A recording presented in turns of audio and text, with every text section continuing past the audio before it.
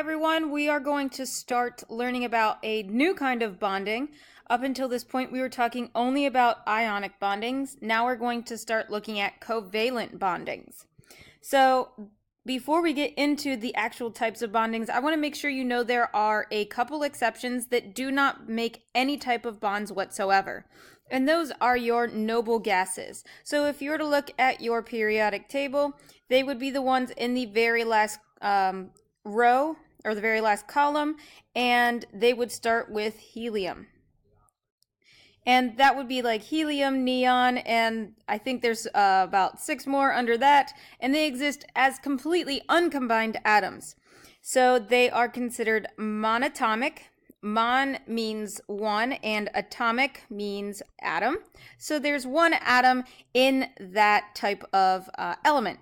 And they don't make any type of bonding, so there's no worries about learning any more rules on how to actually name them. We just call them by their elemental name. The most common one that you're probably familiar with is helium, and that's what we use to inflate balloons so that they will float into the air. But most elements are not monatomic. There are a few very common diatomic molecules that you should be aware of. So diatomic means that it has 2 of the same atoms, because di means 2, and once again atomic means atoms. So with that idea, I want to make sure that you know the following list of diatomic atoms. So this list down here are the only ones that are diatomic atoms. You have hydrogen, oxygen, nitrogen, chlorine, bromine, iodine, and fluorine. The most common one that you are familiar with is oxygen, O2 here, because that's what you use to breathe with. And if you were to go underwater or be a scuba diver, you use O2 to be inside of your tank so that you are able to breathe underwater. So you have 2 of those atoms bonded together. Now the ones that you're more familiar with are ionic compounds. And we've seen a lot of these so far. We've learned how to name them, and that was all over last chapter. And they are generally crystals. So if you were to go to your table at home and look at your salt, that is an ionic compound. That's NaCl. It is in a crystal form. And they usually have a high melting point, which means that if you were to put it over a flame, it would take a lot of heat in order to melt it. Other compounds, however, are going to have a lot of different properties, and these are the ones that we haven't got to yet. So one of them is water, and that one is going to be liquid at room temperature, and this is the first start of starting to see something a little different than an ionic bond. Water is very common. I'm sure you've used it once or twice, and this is not an ionic compound. So we're going to see why it's a little bit different today. We've also seen carbon dioxide. So if you take a deep breath and let it out, that stuff that you're breathing out is carbon dioxide, and that is in a gaseous state. So if you were to look at our just main physical states of our different type of compounds, these guys down here are very different from our ionic compounds that we've been working with. Up until this point, we've seen a lot of crystals. Now we're starting to see stuff like liquids and gases at the same temperature that those crystals live in.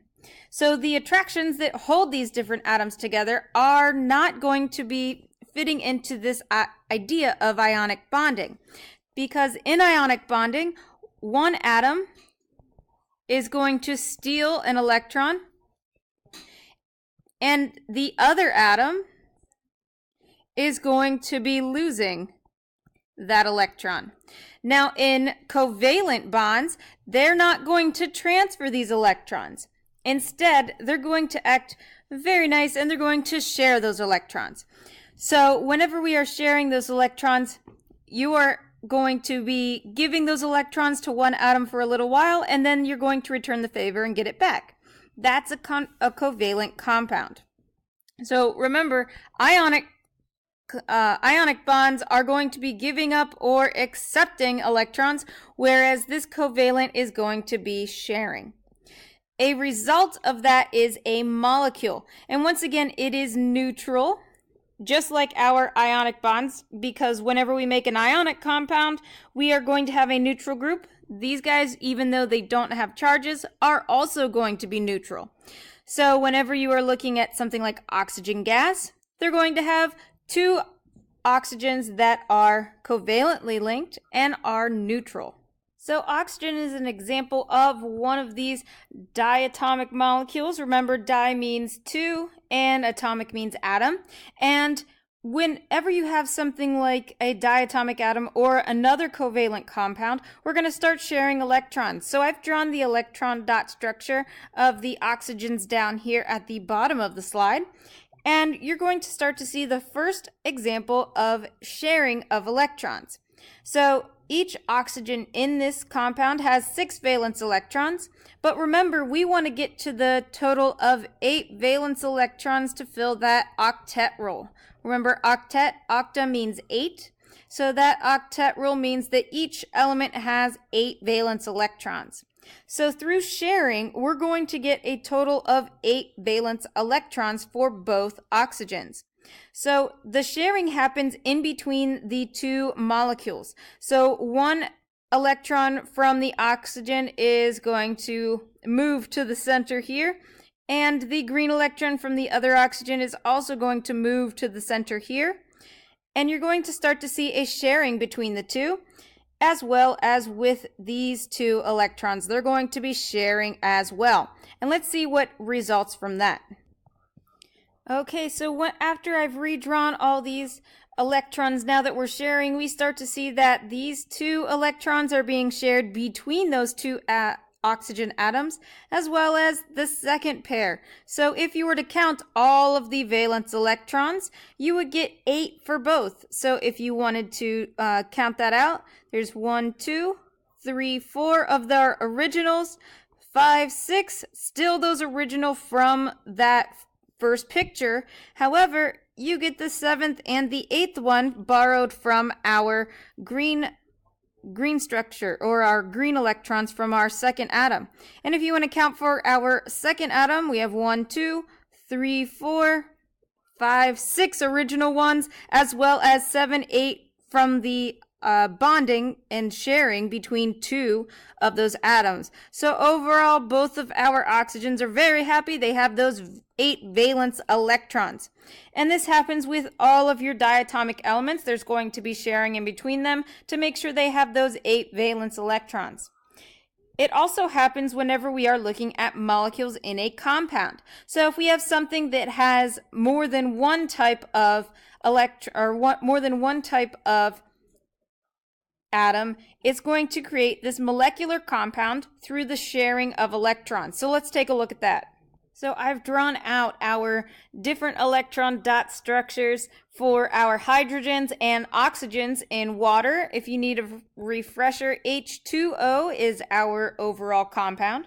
So let's see how they share to get those 8 valence electrons. So you have the 1 purple electron from hydrogen that's going to share to make that start making the full octet for oxygen. You have this orange electron that's going to share with oxygen to try and get that full valence electron, or that full outer shell, to get 8 valence electrons. So let's see if it works. So after all the sharing is said and done, we have oxygen here, and let's see if it has its 8 valence electrons that it wants. So let's count the original green that it has. So 1, 2, 3, 4, 5, 6, and after sharing, it gets the 7th electron from our hydrogen and the 8th electron from our second hydrogen.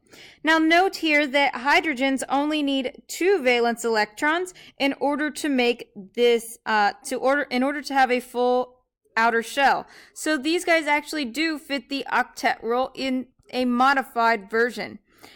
So through this sharing of electrons, we start to get different molecules and different molecular formulas. So molecular formulas are going to show how many of each atom in a substance it contains. So anytime we're looking at representing a molecule, you want to look at all of the different components that are in our molecule. First of all, we have our different elements. If you look at water, we have hydrogen, which is the H, and oxygen, which is the O. But we also have this little subscript here. This tells you how many. It tells you how many atoms of each one you have. The only exception is you do not write 1 as a subscript. So if there's only one atom, such as this oxygen, you completely get rid of that 1. You just write the symbol of that atom. So if you wanted to read this molecule, you would see that there is hydrogen with the subscript 2 right next to it. That means there are 2 hydrogens, and our oxygen is second, and there is 1 of them, but we do not write that subscript. You can look at a couple of different ones. However, they are going to be different compounds because of how many of each atom is there.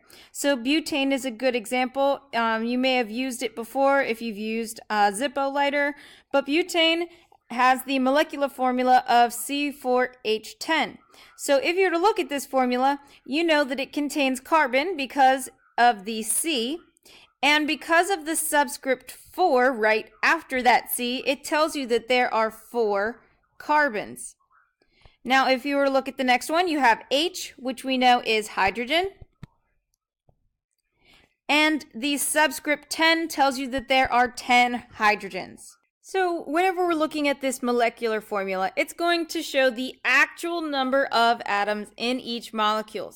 So they may only have one type of element, such as our diatomic elements. Those are very common to only have one.